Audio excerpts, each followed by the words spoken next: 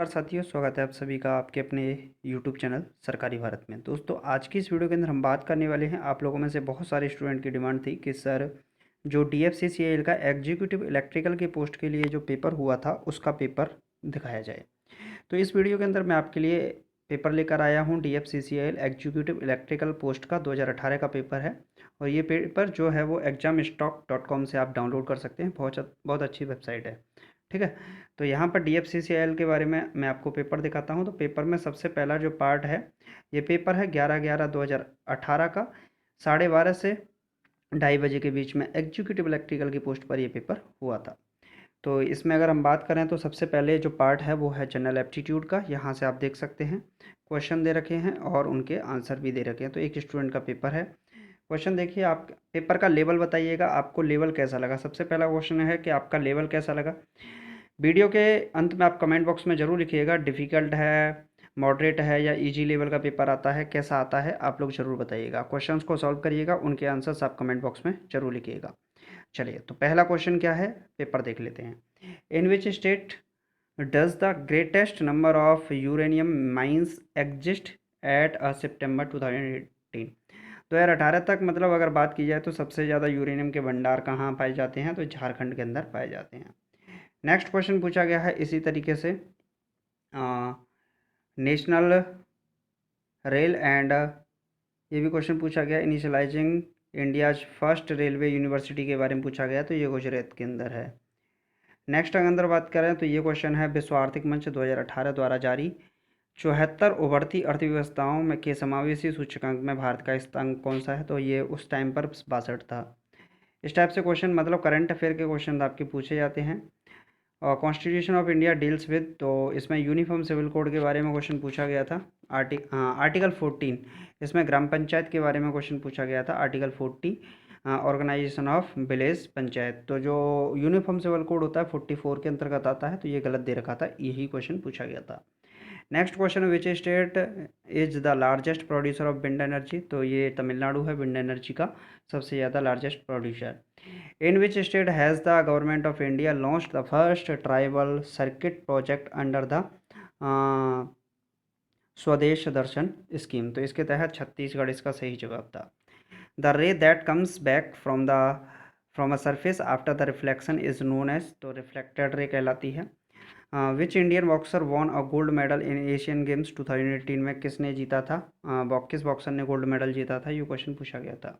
अमित पंघाल ने जीता था। Which of the following is correct, तो कौन सा सही था इसमें, तो Sucheta Kripalani was the first women chief minister of Uttar Pradesh, यही सवाल का सही जवाब था।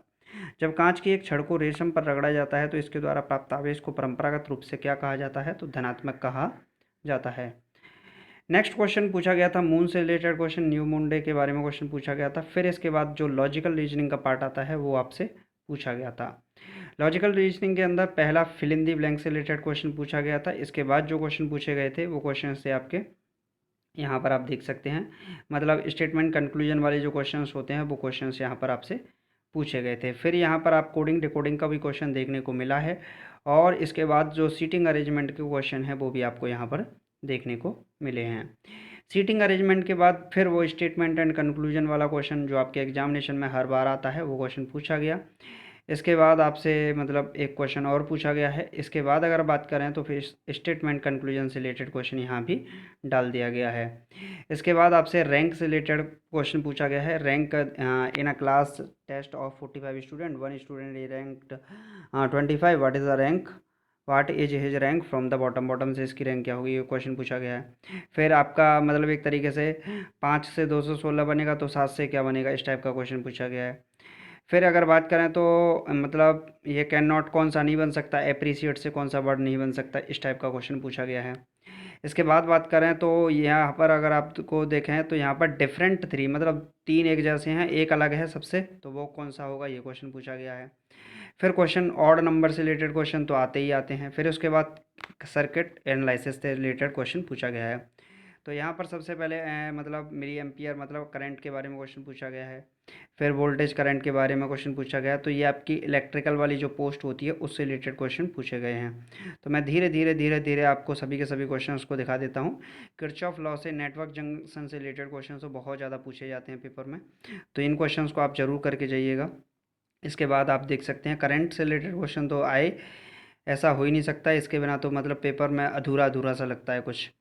तो इस टाइप के क्वेश्चंस तो आपके सर्किट से रिलेटेड क्वेश्चन पूछे ही जाते हैं। तो सब कुछ सर्किट से रिलेटेड क्वेश्चन ही है यहाँ पर।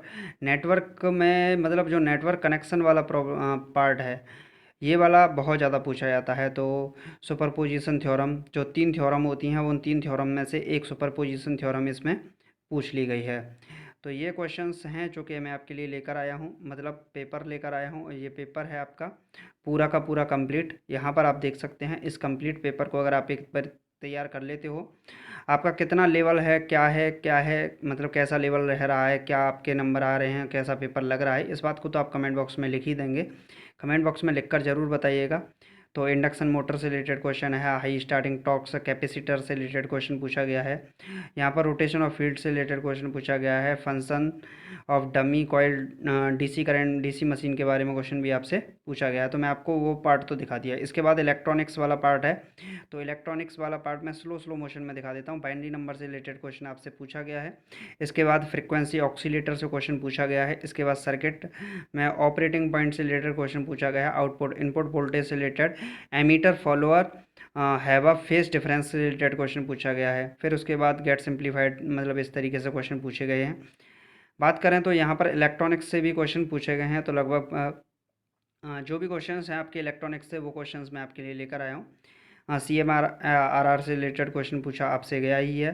बाइनरी इक्विवेलेंट डेसिमल 22 को चेंज करना है, इस टाइप का क्वेश्चन भी आपसे पूछा गया है। इंटीग्रेटिंग मीटर से रिलेटेड ये भी क्वेश्चन आपसे पूछे गए हैं। फिर इसके बाद बात करें दोस्तों, तो यहाँ पर मीजरमेंट से रिलेटेड क्वेश्चन भी आपसे यहाँ पर पूछे गए हैं। तो लगभग 10-12 क्वेश्चन आपके यहाँ पर मीजरमेंट से होंगे, जो कि आपके एग्जामिनेशन में हर बार आते रहते हैं।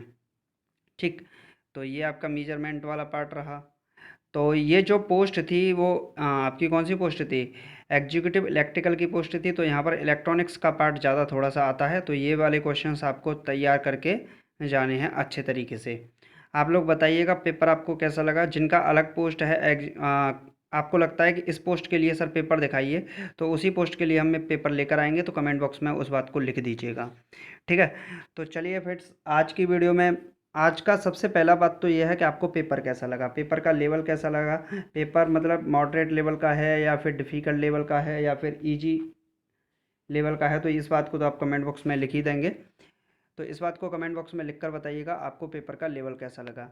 पेपर DFCCIL एग्जीक्यूटिव इलेक्ट्रिकल की पोस्ट का है, 2018 का पेपर है। examstock.com से आप भी डाउनलोड कर सकते हैं, ठीक है। कंप्लीट पेपर है। और मैं आपको बता दूं कि ये जो पेपर है बहुत मतलब इलेक्ट्रिकल वाले पार्ट को छोड़ दिया जाए तो ये आसान है। और इलेक्ट्रिकल में आप लोग बताइएगा कि कैसा पेपर है, ठीक है।